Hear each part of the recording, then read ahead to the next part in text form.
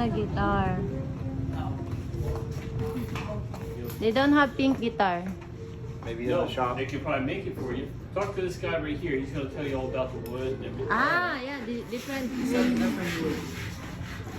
Local woods, mango, acacia, mahogany, nara, lawaan. We use alanta, scoria. Aside from local woods, we import also wood from Canada. This one. Wow. Spruce, we use maple, German spruce. We have Setka spruce from Alaska. The most expensive wood that we're using for guitar is rosewood from India. For the local, this is the most expensive mango. And then the sound of the guitar, it's depend of the bracings inside. This is all Wow. the bracings. It's a different form of the bracing, so every bracing so it produces different sounds. Interesting.